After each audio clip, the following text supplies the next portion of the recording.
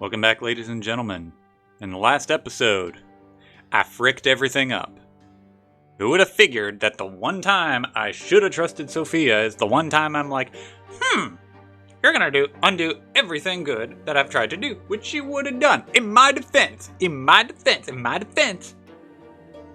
she would have turned Egmont into Felipe, which would have been bad. But it wouldn't have happened in time to stop the rebellion that Egmont was doing.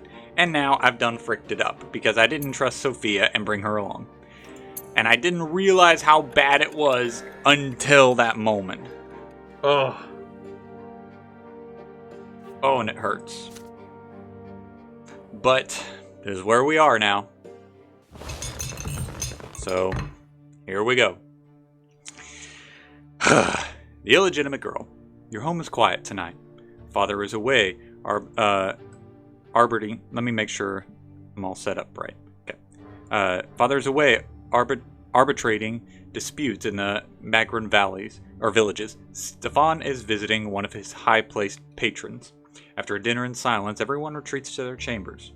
You're about to retire for the night when Gloria calls out to you. Yay! Burmp, wait a minute. I have an important favor to ask you. All right. Your sister leads you to her longtime refuge to the library. Here in the shadows between the bookcases, you will not be overheard.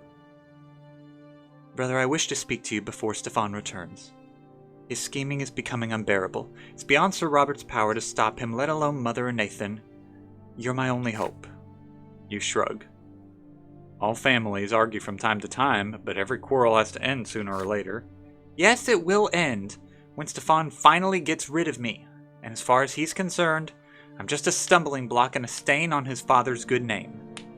He lets me stay at the house to avoid causing a scandal in high society.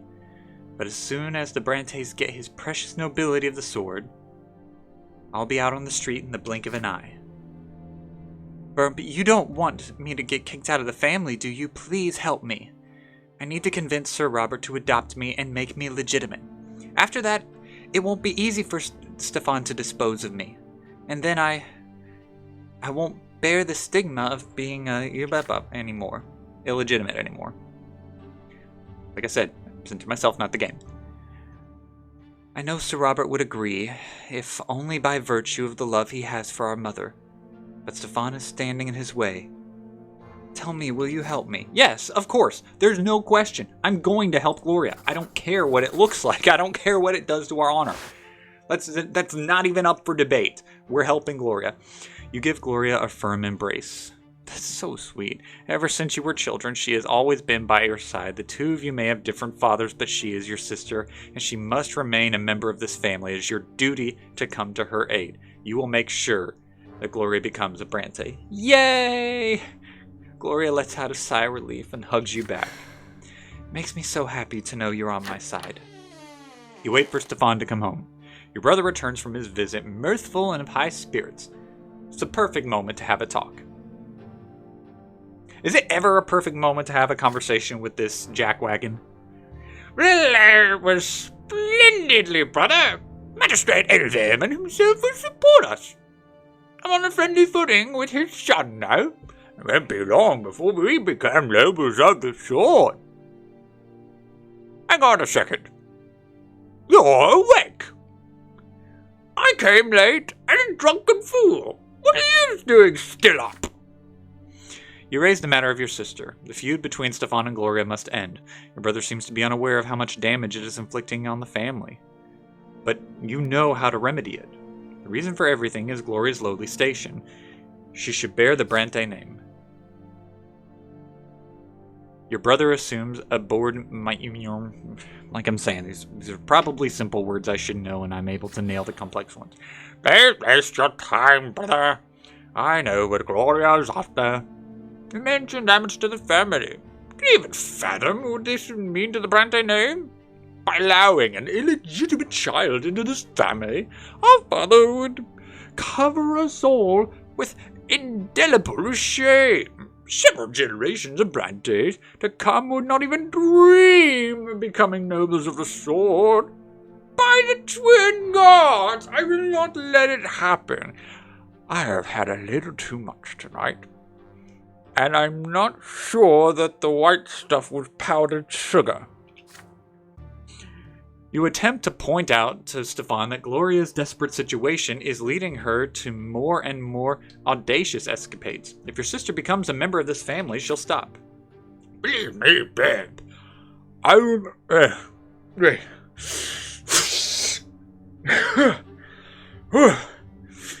I want to see Gloria at peace as much as you do, but not at the cost of our entire family's future. Absolutely not.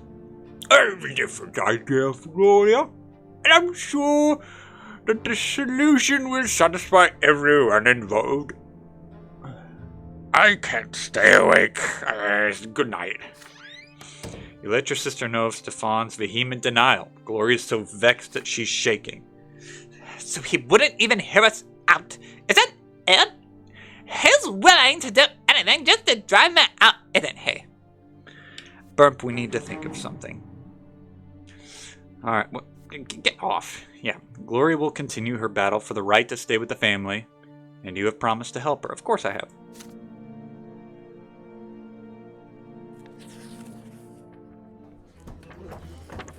Felipe left Anazote for the capital last night. Yeah, okay, on urgent business. He gave you both direct, unambiguous orders before he left. Cease all activity and wait for him to return. A month of freedom, an entire month of peace. Is this real? Can you finally stop and catch your breath? No, I need to cause some damage. I need to cause some damage. I need to cause some unrest. But unfortunately, you do not even get to enjoy the freedom for long. As noon approaches, Sophia is in the door of your office. She has risked a visit in the middle of the day. This must be urgent. What brings her here? Dorius Otten. Ring a bell?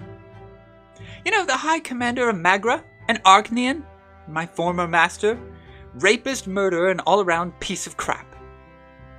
I've been keeping tabs on him ever since I got back to Anazote.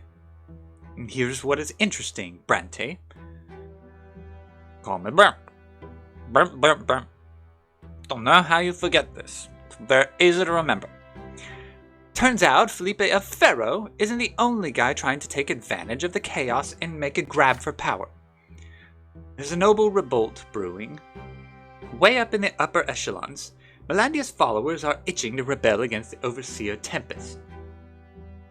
And Dorius Otten is one of the heavies. You see where I'm going with this. All Gaius Tempest's authority comes from the Imperial Legion's swords, and the guy in charge of it all, the High Commander of the province, that's Otten. He can't wait to betray the Overseer and hand all of that power over to the Archduke. If this revolt goes through, everything we worked for will go up in smoke. We can't let that happen. We need to expose Otten as the traitor he is, and give Gaius Tempest all the proof. What about Felipe? What does he have to say about this? We don't even know where Felipe is right now. He's in a community. Okay. I feel like an idiot for not knowing a lot of these words. We'll have to go against his orders and act on our own. We've got no time to waste either. They could spring into action at the drop of a hat. Sophia's voice is trembling. You're not used to hearing her like this. You ask her why she's so eager to take Otten down. Is she out for revenge? I'm more worried about the last straw's future than revenge.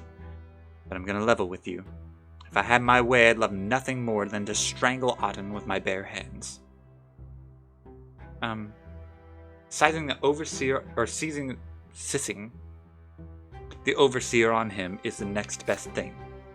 As usual, Sophia sounds level-headed, and makes a solid point. She cannot help but feel she's still hiding something. Should you defy Felipe's orders and aid her? Is it a good idea to get involved in the struggle between the province's two most powerful Archneans?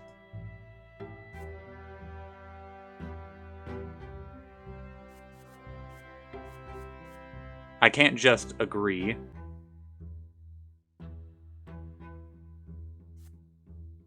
Okay. I'll ask her to explain herself because I'm in.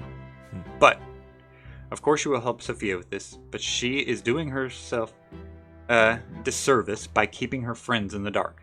Before you go through with this, you would like her to explain it all to you.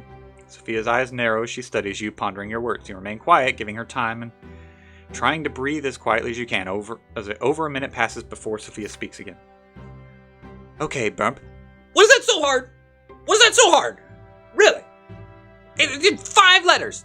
B-E-R-M-P. It's not that hard. You just say it by accident. Okay, I trust you, so I'll level with you. But if you betray that trust, it'll just about kill me, okay? I should have trusted you before, so I'll trust you now. I'm tired. I've been a pawn all my life. An Arachneid's maidservant, a witch with no will of her own stuck in prison, a toy in Felipe's hands, a tiny insect in the divine design. I'm sick of it. I'm sick of being a thing. I'm sick of having owners. I'm sick of following orders. I'm sick of being used for someone else's goals. Well, I'm done. You've got that? I'm done. We're doomed, you and me. You're not deluding yourself on that account, are you? Felipe's gonna see us hanged, just like he did with the Lotless in Eterna. We've stayed alive as long as we're useful. No amount of loyalty to the secret chancellery can save us. But when he finally decides to get rid of us, I'll be ready. And Dorius Auten, is the worst Arachneid of them all. I was his maidservant for years. It was the worst thing that ever happened to me, ever. Worse than the House of Humility. Way worse than now. And now Auden is scheming to betray Gaius Tempest. Just one of his many plots, business as usual. And the thing is, he's never had to pay the price for his own schemes. Other people did. Kids who lost their homes, who had to slave away for scraps. And their fathers hanging themselves for despair. Sophia's voice trails off. She rummages around in her pocket, stuffs a hearty pinch of tobacco into her pipe, and puffs out a cloud of yellowish smoke. Then she continues, her voice calm, lifeless, and monotone. And now I have a chance to end it all. If it means putting my life on the line, so be it. So this we're getting to the point where, like, everything that's going on right now has a possibility of ending the game immediately. Like, every major decision, or even minor decisions at this point, could cause a true death. And I've still got an extra death to go, so, like, everything is being risked in this moment. Because we're doomed, see? The moment I realized that, I became free. If I can make this world better, I'm gonna try, and I'm gonna keep trying until I drop. And you're with me, Burp. That means a lot. For the next 10 days, you watch Auden's house, memorizing the guard's schedule, studying the layout of the mansion, planning escape routes, until finally, you have the opportunity to act. When night falls, the two of you go there together. There's a carriage at the gate. It looks too familiar. Is there a guest at Auten's mansion? Stefan. Frickin' Stefan. Who cares? There's nothing. No turning back now. Or is it Alfaro? There's no time. Climb over the tall stone wall and disappear into the dark garden. The sprawling shrubbery conceals you. Perfect timing. A few seconds later, 2 night watchmen turn the corner and walk past. Oh no. Sophia's eyes. No. Flare with burning yellow. The guard falls into a deep sleep and collapses on the spot. You drag them into the shadows once you have their key. Okay. Your dagger finishes them both off. I kill them. Bodies dissipate the 2 lesser deaths. Once inside the mansion, kitchen, you prick up your ears. You hear footsteps and the muffled voices of Auten and his late night guest. They are too far away for you to recognize a single word, but their voices are coming from the sitting room. This is promising. You need to make your way to Auten's study on the 2nd floor. I have a feeling this is going to end very badly.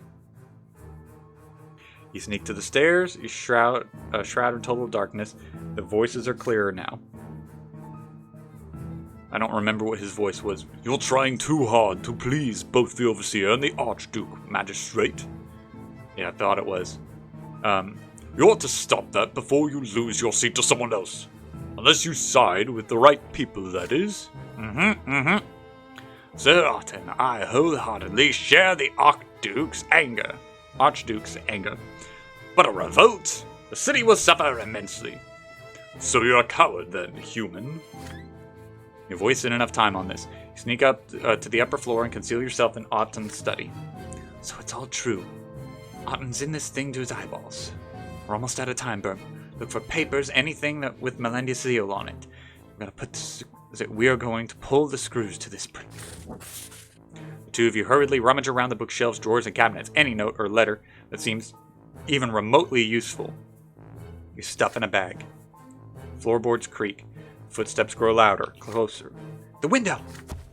Glass shatters. Sophia jumps through the window. Oh, crap. The door behind you slams open. Otton dashes into the room with inhuman speed. He grabs a sword from the wall and rushes at you. Out of options, you leap outside just as the cold steel slices through the skin on your back. But you're already falling. Sophia helps you to your feet. Don't let them get away! The High Commander's order is futile. No one knows the streets and alleyways of Anazote better than you and Sophia. Several hours later, you finally reach the door of the print shop. Take off your shirt. I need to wash that wound of yours. You got lucky, real lucky. He almost had you. But that's gonna be that will be proof that it was me. So we have to bring him down quickly. What now? What will she do next? Oh, I'll send the overseer a little gift. I'm sure that you and I will hear about Otton real soon. 3 days later, the papers find their way to Gaius Tempest. He issues an order to relieve Otton of his duties as the High Commander of Macra. Soon after that, the disgraced Archnean departs for Castle Sirpenberda, the citadel of his master Archduke Melandius. Woohoo! Fateful Night has left you with a treasure trove of dangerous information, enough to tarnish the reputations of many of the nobles complicit in the plot. You were wise to keep intelligence to yourself for now. It might just come in handy one day. Oh, yeah. Dishonored. Ha! Ha! Suck it! Ha! Alright. And our spy network is improved, so that means we've got a little bit more of a wiggle room. But what we still need to do, we've still got to increase I want the free city ending. So we're gonna have to improve. Oh, Atomic. Oh, my doggo is losing his brain. But if I take the camera off, I'm not gonna be able to set it up in the right way. I have learned after many times of trying. Rumors are running wild around Anazote. People say that a mysterious clandestine society called the Last Straw holds the entirety of the city's seedy underbelly in its clutches, with men and safe houses all over Anazote plotting and scheming against the nobles and rulers of the province. Their leader's a woman, a ruthless criminal by the name of Sophia. She has evaded all attempts of capture. Oh, crap. The common people both fear the Last Straw and sympathize with their cause. If the rumors are true, the city finally has someone who will put a stop and nothing to help the people claim their rights. But who would support this secret organization, and how did the insurgents manage to survive this long? No one in the city knows the answers. Magistrate Ilverman must forget it. I can't read. The people's fears once again. The vile mutineers and heretics who call themselves the Last Straw will be caught and executed very soon, and anyone who gives them money and shelter will meet the same fate. The secret chancellery will make sure of that. But even facing a manhunt, the Last Straw still endures. Slowly but surely, the influence of this underground organization is spreading throughout the city. Okay. Unrest is... Yeah, there's still unrest. Oh, no. That's not what... Okay, there's unrest in one area, but... That's, where's the one that we need? This is the one that we need. So this is the one that we have to get. Oh, and we only have to improve one more, right? Do we only have to improve one more? Go into Destiny. Free City. Oh, it has to be 8! So I've got to increase it by 2. By 2! Night falls upon the city, shrouding it in darkness and dotting the sky with stars. The din of the streets dies down slowly. Soon the heavy footfalls of the patrols is the only sound. You are at the print shop, tying up the day's loose ends. Wasn't this supposed to turn me a profit eventually? Atomic, you're losing your brain. We've already went on a you-know-what. There's a sudden knock at the door. Sophia walks in without a word, holding a half-empty bag. She heads to the room containing the shop's records. Somewhere in there, under piles of paperwork, is a crate with her things in it. Sophia pushes the papers aside and starts shoving her things into the bag. She barely looks at what she's doing. What's going on? She freezes as though noticing you for the first time. She pulls up a chair and sits down and lights her pipe. Man, this girl, like... Some people are ready for a quick draw with, like, a gun or a sword and whatnot. She's got, like, a quick draw of the pipe. She's got it, like, right here, and then, like the, I just pointed to where her boobs are. I'm just gonna move on and just drop this. She sits down and lights her pipe. I was with Felipe just now. I'm leaving.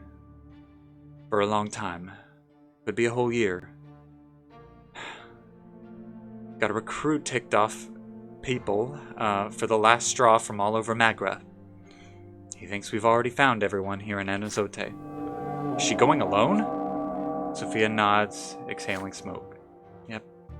Felipe's orders. Says it's safer that way. He needs you here. Her eyes are trained on you. You notice yellow light glimmering deep within them. Even without the underground movement, Sophia is just as dangerous on her own. And Felipe actually thinks she is going to recruit hundreds more people to die for his scheme? Sophia puffs out a ring that slowly dissolves into the air. Or ring after ring, filling the room with acrid smoke. There's no hiding from her light blue eyes. A gentle smile shows on her lips. Just don't botch the whole thing while I'm gone, okay, Brante? You nod. An awkward silence follows. I may have been too harsh with her. Not just because I already ruined my prospects for the free city, maybe, but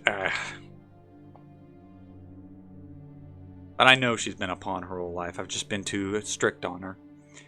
You nod, an awkward silence follows. Deep inside Sophia's pipe, a red spark flares back to life again. She knew you would be at the print shop alone tonight.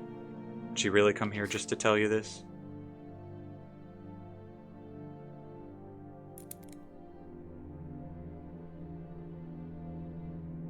She does not look away.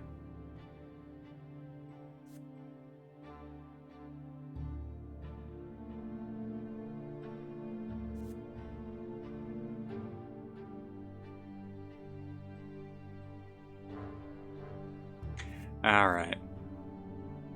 It's been heading this direction for a while, so you know what? Let's just embrace it. You take a moment to think, and sit next to Sophia. After another pause, you finally speak your mind. You've had this feeling ever since you were a child. You tried to fight it, tried to ignore it, but it was all in vain, and now there's no reason to hide it anymore. Remember every moment you've spent together. Games you used to play, her escape from the city, your chance encounter in Eterna. You both experienced plenty of misfortune in your lives, but you're still happy, because you've always been together. And then you say it. I love you. I'll always be there for you. I will keep you safe from the rest of the world. There's nothing I won't do for you. Sophia freezes as though she's forgotten how to breathe. She interrupts you in a hushed whisper. Why are you... This can't be happening. This isn't real. It's never real. Nobody stays. Everybody leaves one way or another. I'm leaving right now, and then you'll leave me too. You get down on your knees before Sophia and kiss her tobacco-stained fingers. You embrace her with great care, holding her close and stroking her hair. No, you will never leave her. Not ever. Her back grows stiff, but then Sophia's shoulders begin to shake. She's crying. You never thought it possible. You wipe the tears from her eyes. She holds your face in her hands and kisses you on the lips. There's nothing to say. She feels exactly the same. Cannot stop. Do not want to stop. I figured that would probably happen. Your head swimming in a blissful daze. Your mind all but gone, dissolved in those kisses. Warm caresses so gentle. Whispers so soft and sweet. Beating of your heart, the sound of discarded clothing falling on the floor. She's so vulnerable, so amazingly, impossibly defenseless. You never thought she would open herself up like this, and yet here she is, right by your side, smiling and crying, laughing and kissing and touching, caressing, looking at you so tenderly all at once. The night lasts an eternity. You're with her, she is yours. Sun rises and she has to leave. You can barely force yourself to let her go. Your kisses follow her to the doorstep. You promise to wait for her. You swear to remain by her side until the very end. Just before the door shuts, Sophia gives you a sheath containing a misericord, a long, slender dagger. This is for you. May it give you strength. You can do anything, I know it. It's just the way it is. This was amazing, Burp. Memory of our night together is the most precious thing I'm bringing with me. It'll tide me over until I come back to you. Take care. And don't be afraid of nothing. Our cause is just. She gives you a long, slow kiss and then leaves. Door closes quietly behind her. The last straw is on your shoulders now, but you're no longer alone.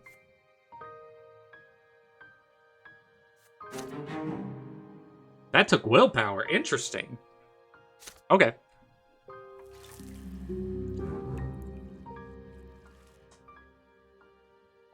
I have become the closest person with Sophia. I don't know if affair is really the right word.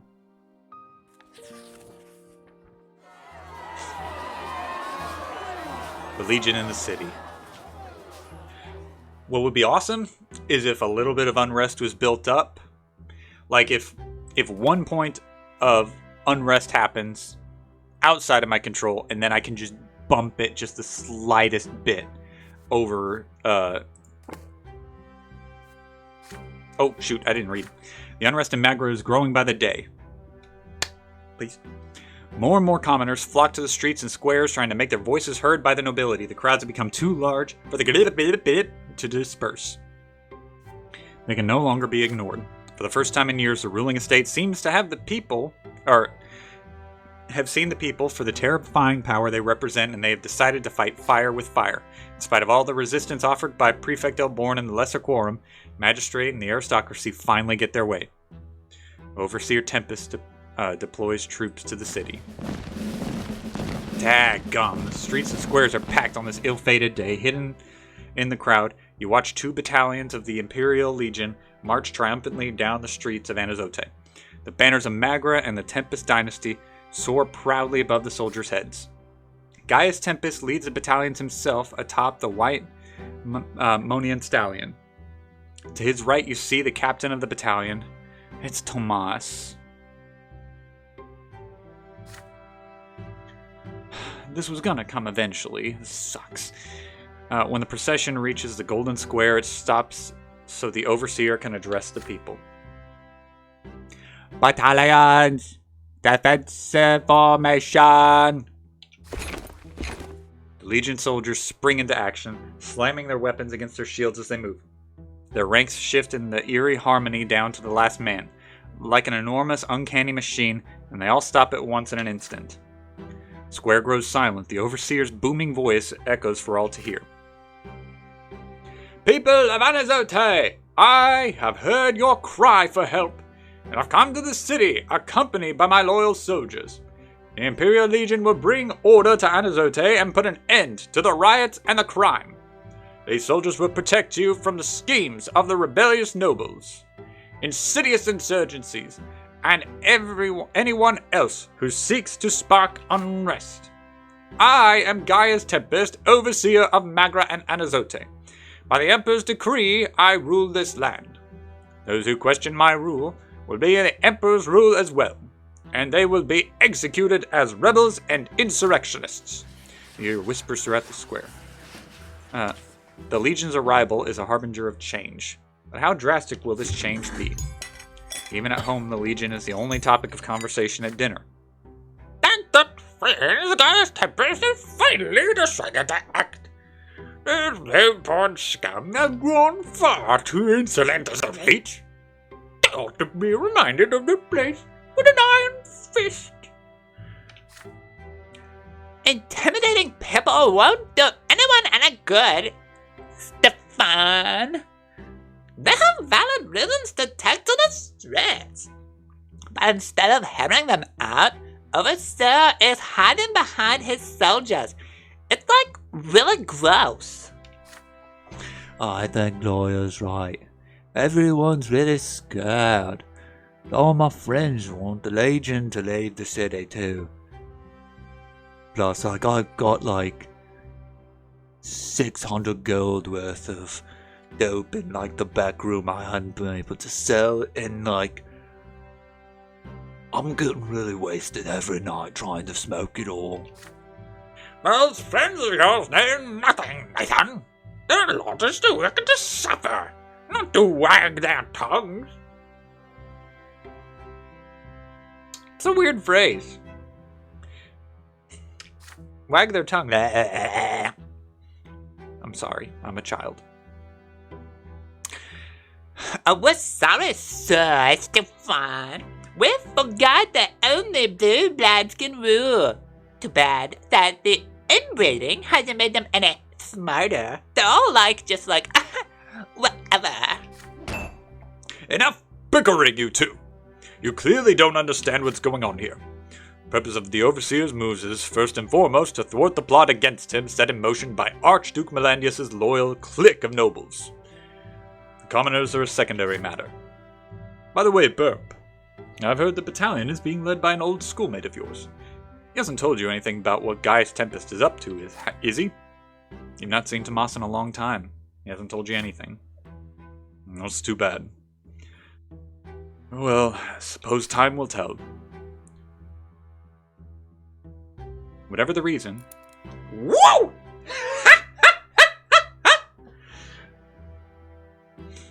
I love it! I love it! Whatever the reason, the Legion is here in Enozote and is a force that must be reckoned with, and as luck would have it, Tommas is in command of it. Is there a way to turn the situation to the last straw's advantage? You give Tommas the names of the nobles behind its overseer in exchange for his assistance. That's not bad. Use Tommas. You ask him to violate his order and let the people protest despite the risk of incurring the overseer's wrath. Okay, convince Tommas to cooperate. Prepared to give Tommas the names of the this is a tough decision. I haven't had this many decisions in a long time. Things are looking up. You're prepared to give Tommas the names of the commoners inciting unrest in the city. In exchange, you will recruit several Legion officers as a secret oh, no, don't want that. Don't want that, don't want that, don't want that. That is not the ones that's not the one I want. Okay, so we're not doing this. And I don't know that I want to do this yet. Use Tommas. Ask him to violate his order and let the people protest despite the risk of incurring the overseer's wrath. Give Tommas the names of the nobles plotting in exchange for his assistance. His assistance for what?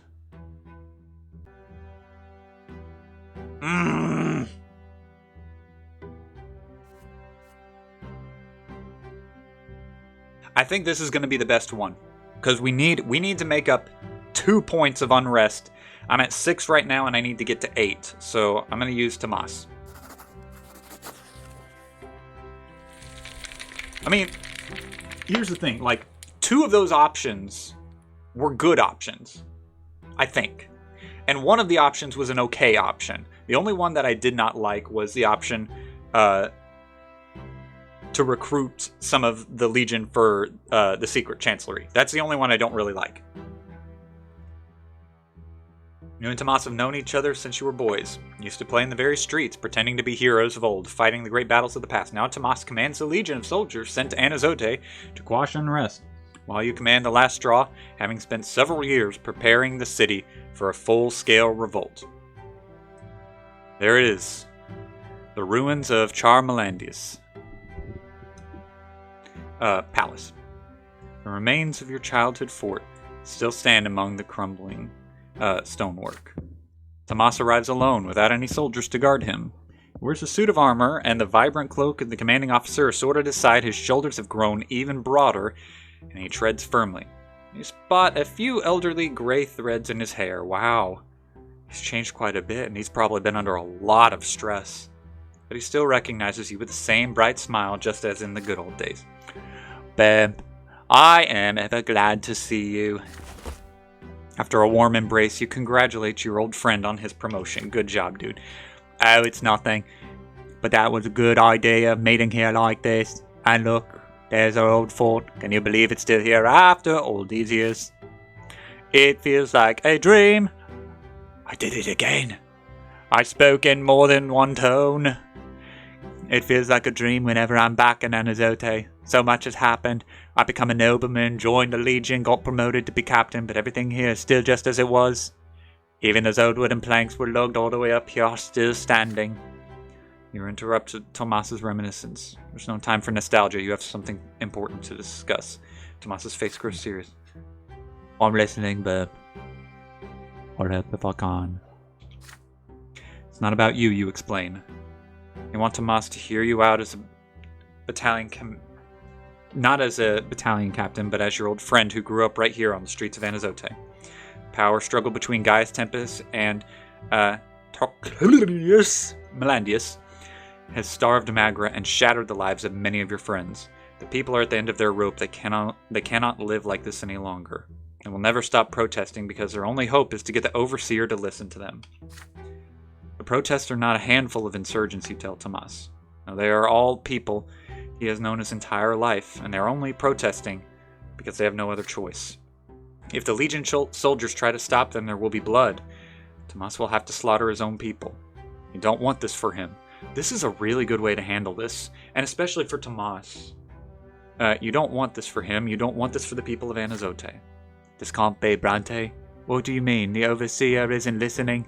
That's why my battalions are here, to bring peace back to the people, to show them the overseer cares about them and wants to protect them. Tommas has been away from Anazote for a long time. The people have grown desperate. They now see Legion soldiers as enemies rather than protectors. Sooner or later they will clash. The only way to prevent bloodshed is for the Legion to allow the people to be heard by the overseer. And the more the people assemble, the sooner that he will hear them. What are you saying? How can you ask me this? I'm here to stop that from happening if I go against the overseer's orders. Why, that's treason. Don't you know that what they do to traitors? They'd hang me without a second thought. You raise your hands in a conciliatory gesture. Obviously you don't want your friend to be punished, but some things have to be said. There's so many lives at stake here, and Tommas is in a position to make a difference. He is. Tommas sighs anxiously, rubbing his forehead. I mean, we're all gonna die soon. Here's the fact. Like, this is not gonna end no matter what happens here. We're all, even if I don't get the ending that I want here, even if I don't get the free city, we're heading towards a big war. We're heading towards, like, mass slaughter. No matter what happens, we're all going to die. He sighs anxiously, rubbing his forehead. You're right about one thing, Bump. I haven't been back to Anazote in a long time. I'll look around, see things for myself, and if you're right, then maybe I'll think about it. Certainly, you reply. That's all you ask. The city is quiet for the next week. People slowly grow accustomed to the sight of the Legion soldiers patrolling the streets, but remain nervous around them just the same. A fortnight after the conversation with your old friend, a letter arrives. Dear Brante, you are right. I spoke with my friends and family, acquaintances, simple folk, and it's true. They've got nothing left but hope. I also met with the nobles, including the overseer himself, and none of them want to see how they are driving the city off a cliff.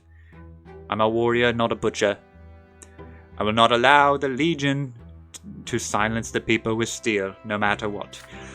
Yes! It's time to act! There's a chance. There's a chance. A sea of people fills the Chancellery Square. The Legion soldiers stand between the mob and the Chancellery itself.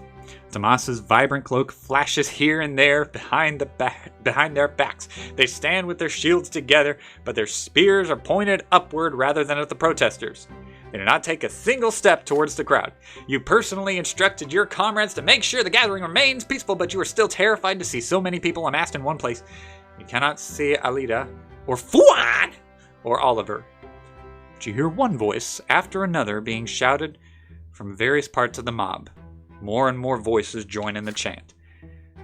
Legion out of Anazote. Legion out of Anazote. The Legion battalions remain frozen in place like stone statues. They do not let the commoners reach the Chancellery walls, but they do not disperse them either. An hour passes like this, then another. The chanting dies down, only to begin again and again. Father Fuad! Speeches keep the mob on the edge. Oliver's paid barkers do their job. Alida's voice stokes the fire in the hearts of the young, but the people are getting tired. Did you miscalculate? Has the Overseer left the city for the day? The Chancellery doors swing open. The Overseer's here after all. He raises a hand and a shiver runs through the horde. The square falls silent. Good people of Anazote! Your voice has been heard. In the name of the Emperor, you have my word that if you all leave this square quickly and peacefully, my battalions will vacate the city. And if any of you are still in the square, 1 hour hence, my battalions will restore order. Once the Overseer finishes his speech, he turns around and disappears inside the Chancellery. Silence follows. For a brief moment, the people are dumbstruck. They begin to disperse. Their elation grows. They've been heard. They've won. Something's wrong. Leave the square along with them. The last straw has won the day. You got what you wanted. The battalion leaves the city by night. And Arcanian always keeps his promises. The next day starts with yet another fight in the Brante household. Gloria gleefully gloats over yesterday's event. Stefan resounds with a burst of outrage. He is still furious over the Overseer's perceived weakness. Your head begins to ache from the shouting, and foul language is one day of peace too much to ask. I mean, Stefan we're talking about. Several days pass. There's a knock on the door. Tommas is standing there dressed in... Oh no. What happened? See what I get for listening to you, Brante. We're in the same estate again, just like the good old days. You don't know what to say. You never wanted this. It's okay, Brante. You didn't force my hand. It was my choice, and I don't regret it. I'd rather be a commoner than a butcher. Good for you. I came to say goodbye. I've been ordered by the Overseer to leave Anazote and never come back. Oh well. Beats getting executed, right? I doubt we'll ever see each other again. Tommas offers you his hand. Give the boy a hug. Farewell, Bump. You stay on your path no matter what. Shake your friend's hand for the last time. Oh, Tommas. That's so sad. You ruined Tommas's life for your own ends. How much more will you have to sacrifice before this is finally over? Secret Chancellery feels the brunt of the Overseer's fury as well. Brante, you need to execute a few people to convince Gaius Tempest that the instigators of the protest have been found. Pick a few people you don't mind losing. It's not an easy choice. After thinking long and hard, you decide to go the safe route and hand over several of Moss's agents to the authorities. No one will miss those drunks and degenerates. I'm sorry, Tommas. I'm so sorry, buddy. Good riddance, bad rubbish. But don't go thinking I can replace him just like that. I ain't made of goons, yeah? Sir Felipe will have to get by without reports of his enemies for a little bit. All right.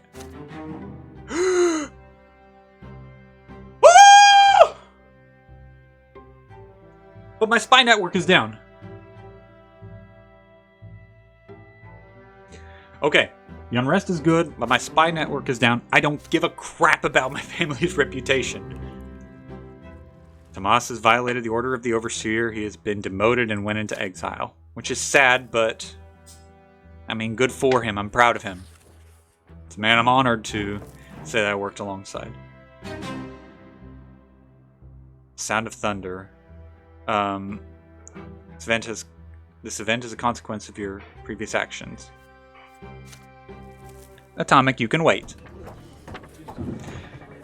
You know what? I'm going to go ahead and take him out. And I think I'm going to come back in a little bit, and I'll probably record another episode. But thank you guys for joining in. Things are looking up. So I just got to rebuild the spy network a little bit. But what we wanted actually happened. So thank you guys very much for tuning in. We'll see you later. Bye.